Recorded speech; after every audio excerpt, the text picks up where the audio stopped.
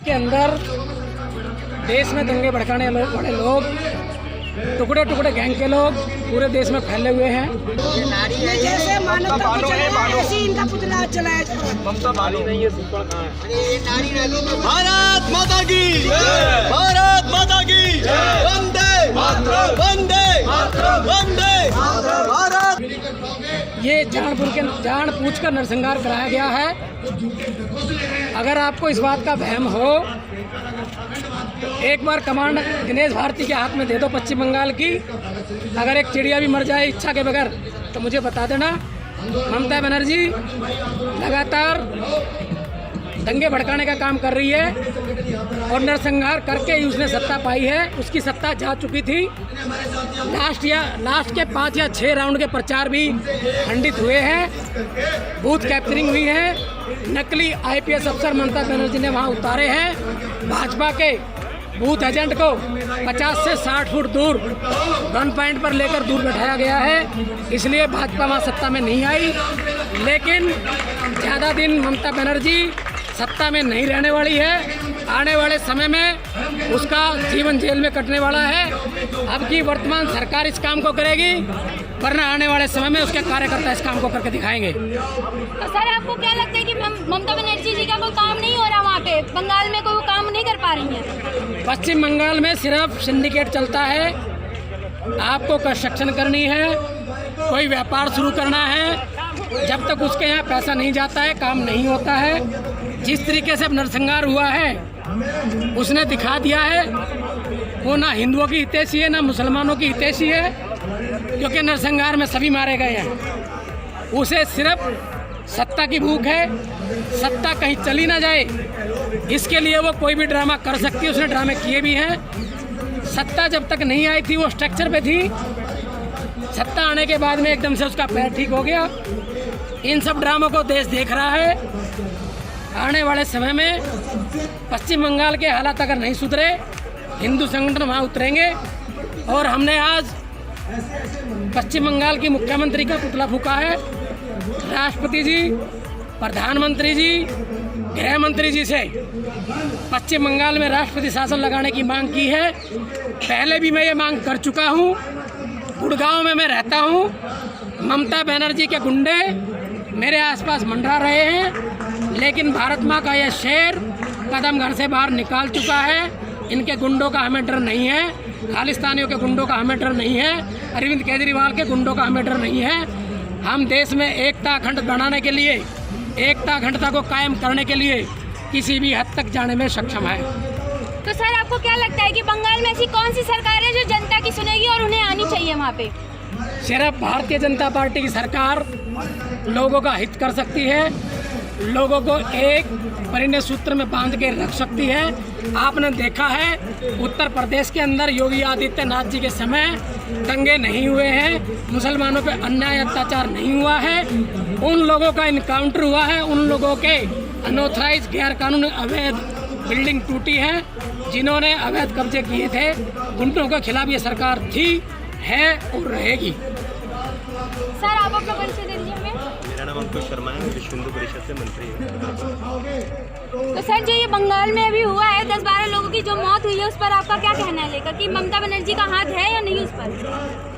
बिल्कुल जी, बिल्कुल हाथ है उनका, क्योंकि शुरू से ही ऐसे कार्य होते आए हैं वहाँ पर। तो हिंदू का नरसंहार, घर घर में आग लगाना, बलात्कार होना, ये कार्य तो बंगाल में कोई नई बात नहीं है। आज पहले बार देखने नहीं जा रही बात, ये तो पहले भी चलती रही है। और ये बहुत ही बड़ा नरसंहार इन्होंने कर दिया है, जो जिंदा लोगों को जलाया गया है। बहुत ही दुखद है, इसकी हम घोर निंदा करते हैं। अगर सर आप ये बोलते हैं कि वहाँ पे ममता बनर्जी की जहाँ सरकार है बंगाल में, वो ये सब मतलब बहुत हो रहा है वहाँ पे दंगे वगैरह, फिर उसके बावजूद भी उनकी सरकार आ रही है, इसका कोई रीज़न है वहाँ पे? पब्लिक को गुमराह किया गया है, पब्लिक का ब्रेन वॉश किया गया। पब्लिक की अपनी सोच एक नहीं रही है, उनको ब्रेन वॉश किया जाता है कि ऐसा कुछ भी नहीं है, हम सब सही हैं। जैसे कि अभी कश्मीर फाइल्स एक मूवी आई है जिसमें ब्रेन वॉश करना दिखाया गया है, किस तरह से ब्रेन वॉश किया जाता है। सब कुछ समझ आ गया है लोगों को, अब जनता समझ रही है। तो अब जो परिणाम अगली बार आएंगे वो कुछ और ही होंगे। और जहाँ तक है कि पूरा जो इसका श्रेय जाता है वो बंगाल सरकार पर ही जाता है। जिस तरह से हम देख रहे हैं योगी सरकार है यूपी में, वहाँ भी बहुत दंगे फसाद होते थे, बहुत निर्मम हत्या की जाती थी। लेकिन आज का टाइम वो आ गया है कि योगी जी की सरकार में पब्लिक ने उनको दोबारा से चुना है और दोबारा चुन के एक अच्छी अच्छा कानून चुना है उन्होंने, और कोई भी ऐसा अगर कार्य होता है तो वहाँ बुलडोज़र चलाते हैं। सबसे बड़ा कार्य तो ये होता है, सरकार के ऊपर सारा डिपेंड करता है, सरकार ही सब कंट्रोल कर सकती है। तो आपको बंगाल के सरकार से लेकर क्या उम्मीद है, बता दीजिए आप एक बार में। मुझे बंगाल सरकार से तो बस यही उम्मीद है कि हिंदू वहाँ बहुत परेशान है, बहुत दुखी है, और वहाँ से भाग रहा है मकान बेचकर, और वहाँ रहने लायक उसके हालात नहीं है। हिंदू बहुत परेशान है, वहाँ पर बहुत पीड़ित है। सर आप अपना परिचय दे दीजिए हमें। मेरा नाम बटेश्वर है, मैं छतरपुर से हूँ। जी सर, तो सर आपको क्या लगता है कि बंगाल की सरकार काम कर रही है या नहीं कर रही है, फिर वहाँ पे उनका हाथ रहा है, जो ये पॉलिटिक्स मुद्दा चल रहा है अभी, उस पर आपका क्या कहना है? एक बात बताइए आप, अगर आप घर की एक हेड है तो आपको पता होना चाहिए ना कि हमारे नीचे हमारे बच्चे चाहे कोई भी सेफ है कि नहीं है, इसके जिम्मेदार कौन है। अगर मान लीजिए बंगाल में ये सब चीज़ हुआ है तो कौन इसका जिम्मेदार होगा, इसको नहीं मालूम है। उसका प्रशासन हर चीज़ से उसके साथ में, तो ये चीज़ की जिम्मेदार तो हुई है ना। तो सर आपको ममता बनर्जी जी के ऊपर लेके कुछ कहना है उनको या नहीं, आपकी कोई दरख्वास्त है उनसे या नहीं? ममता बनर्जी से यही दरख्वास्त है, जितने हमारे हिंदू भाई बहन वहाँ पे बसे हुए हैं उनकी सुरक्षा की गारंटी दे, और नहीं तो वो सत्ता से अपने वापस जाए, वहाँ पे राष्ट्रपति शासन। पश्चिम बंगाल में सर वहाँ पे अभी इलेक्शन हुए थे वेस्ट बंगाल में, और पूर्ण बहुमत से सरकार बनाई है ममता बनर्जी ने, उसके बावजूद भी जब आधे लोग सहमत है उनकी सरकार से, फिर आप कह रहे हैं कि इस्तीफा दें। सरकार क्या है, मेन है ना वहाँ पे बूथ कैप्चरिंग, जो बांग्लादेशी वहाँ से आके बसे हुए हैं, ठीक है, वो सब चीज़ उनके गुंडे सारे वो डरा धमका के, जो असली वोटर है वो तो आए नहीं। अच्छा, असली वोटर तो वहाँ आए नहीं, जो है उनके सारे जो बूथ कैप्चरिंग करके जो उनको जो किया गया बूथ में। अच्छा, मतलब आपका ये कहना है कि वहाँ पे बूथ कैप्चरिंग हुई है? हुई है, पक्का हुई है। ऐसे तो कई लोग कह रहे हैं कि उत्तर प्रदेश में बूथ कैप्चरिंग हुई है, योगी आदित्यनाथ जीते हैं तो बूथ कैप्चरिंग हुई है, वरना समाजवादी पार्टी जीत रही थी। उत्तर प्रदेश में तो नहीं है ना, ये क्या नाम है, बांग्लादेशी घुसपैठ जो घुसपैठ ये है, वहाँ तो नहीं है ना। सरकार तो आपकी है यहाँ पर? सरकार तो हमारी है, ठीक है, वो अच्छी बात है, हमारी सरकार है, जब तो हमारे वहाँ पे जो भी है गुंडा माफिया ये टोटल जो छोड़ के भाग चुके हैं उत्तर प्रदेश। ठीक, भाग चुके हैं। अब बता दीजिए। अभी सर कह रहे थे कि क्या कहते हैं, कई मुसलमान साथ भी हैं। अभी सर ने जैसे कहा था कि कई मुसलमान वोट करते हैं बीजेपी को, और अगर हम आज का स्टैट्स देखें, हमने भी सर्वे किया है कई यूपी में, जैसे यूपी के इलेक्शन हुए, अभी इलेक्शन हुए थे यूपी के, हमने भी सर्वे किए थे, तो आधे मुसलमानों ने ये कहा था कि हम बीजेपी के विरुद्ध वोट करेंगे, क्योंकि इन्होंने कभी हमारा साथ ही नहीं दिया। वो कभी नहीं देंगे, बीजेपी को तो कभी दे ही नहीं सकते। आज की डेट में वो जाके बीजेपी चाहे कितना आगे आगे कह दे बेशक से, लेकिन वोट देंगे वो या तो अखिलेश यादव, बीजेपी को वो दे ही नहीं सकते वोट। ऐसा क्यों सर? वो कभी भी आप सर्वे करते हैं, आपको मालूम होना चाहिए। तो मतलब आप बता रहे हो कि ये धार्मिक सरकार है? कैसी बात कर रहे हो?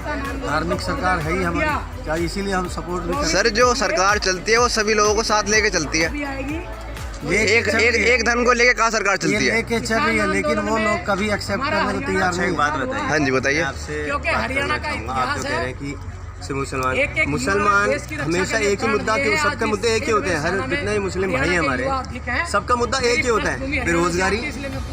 सबसे बड़ा उनका मुद्दा है बेरोजगारी। सर बेरोजगारी, आज जितने भी युवक हैं सबका एक ही मुद्दा है, बेरोजगारी। बेरोजगारी क्या पहले कभी बेरोजगारी नहीं रही? पहले बेरोजगारी थी, आप बताइए कितनी बेरोजगारी थी? अगर आंकड़े आप निकालें तो 2013 से ज्यादा बेरोजगारी अब है। अच्छा, पहले जनसंख्या कितनी थी, अब जनसंख्या कितनी है? कितनी है आप बताइए? आप बताइए ना, आप पूछ रहे हैं ना मुझसे, मैं बता जितना अंतर जनसंख्या में आया है उसके अकॉर्डिंग अगर हम बात करें। क्या कहना चाहते हैं? कुछ लोग काम ही नहीं करना चाहते। अभी एक प्रेस रिपोर्टर एक बंदे से पूछ रहा था आप कितना पास हैं, वो कहता मैंने 10वीं पास किया हुआ है। ठीक है, उससे पूछा आपने कहीं पे अपने इंटरव्यू दिया है? हाँ जी मैंने रेलवे में इंटरव्यू दिया है। किस चीज़ में दिया है वो तो मुझे नहीं मालूम, लेकिन मैं बेरोजगार हूँ, लेकिन मुझे सरकार बदलाव चाहिए। किस लिए बदलाव चाहिए भैया? नहीं, यहाँ दंगे हो रहे हैं, आपके साथ कभी कोई दंगा हुआ? नहीं, मेरे साथ तो कभी नहीं हुआ। किस लिए झूठ का सहारा लेकर आप चलना चाहते हैं, मुझे ये बताइए ना आप। 28 टिकट इसने मुसलमानों ये जो मुस्लिम समुदाय है हमारे भाई, जो है हमारे मुस्लिम भाई, सिर्फ एक ही मुद्दे को क्यों उठाते हैं? बेरोजगारी दंगे। सर यूपी सरकार एक मुद्दा और है, बेरोजगारी तो मानते हैं कि हर एक युवक का है इस टाइम अगर हम बात करें। दंगा भी उनकी तरफ। ठीक है, चलिए कितने हुए यूपी में, और पहले कितने होते थे, कितनी आगजनी होती थी, कितनी पत्थरबाजी होती थी, वो भी बताओ ना आप। वो ये महसूस करते हैं कि राष्ट्र में हिंदूवादी सरकार है तो इस वजह से हम सुरक्षित नहीं है। किसी की सोच हम नहीं बदल सकते हैं। योगी सरकार ने इस समय सबको राशन दी है, उन्होंने नहीं देखा कि हिंदू है, मुस्लिम है, सिख है, ईसाई है, सबको बराबर राशन मिला, महीने में 2 बार राशन मिला है। अगर इंजेक्शन लगाए, वैक्सीन लगी है तो सबको लगी है, ये देख के नहीं लगाई गई है कि हिंदू है या मुस्लिम है, सिख है, ईसाई है, चारों को लगी है। ठीक है। इलेक्शन से पहले एक वीडियो आया था योगी आदित्यनाथ जी का। योगी आदित्यनाथ जी ने ये कहा था कि अगर इस बार सरकार नहीं आई तो उत्तर प्रदेश को कश्मीर बनने से कोई नहीं रोक सकता। इसका कहने का मतलब क्या था उनका? देखिए, कहने का मतलब क्या था मैं बता देता हूँ आपको। एक विशेष समुदाय है जो पत्थरबाजी करता है, एक विशेष समुदाय है दंगे की शुरुआत करता है। आपने देखा ही होगा महरौली दिल्ली दंगे जो हुए थे, दिल्ली दंगे में शुरुआत कहाँ से हुई थी? मुसलमानों ने। हमारा कहने का साफ साफ अभिप्राय ये है कि ना हिंदू ना मुसलमान, कोई भी जात से पैदाइशी कोई भी दुश्मन नहीं होता किसी का भी। एक माइंड में भरा जाता है, एक ब्रेन वॉश किया जाता है, हाँ अपने इसको मारना है, ये आपके दुश्मन है। ठीक है। हम आज आपके माध्यम से सभी अपने मुस्लिम भाइयों से पर हिंदू भाइयों से भी, जो इनके मौलवी हैं, जो हमारे पंडित जी हैं, जो हमारे भी समझाने वाले हैं, सबसे एक ही निवेदन करना चाहता हूँ कि लोगों को भटकाना बंद करो, आपसी भाईचारा बनाने में सहयोग करें। ये वाली बात सरकार से भी कहिएगा।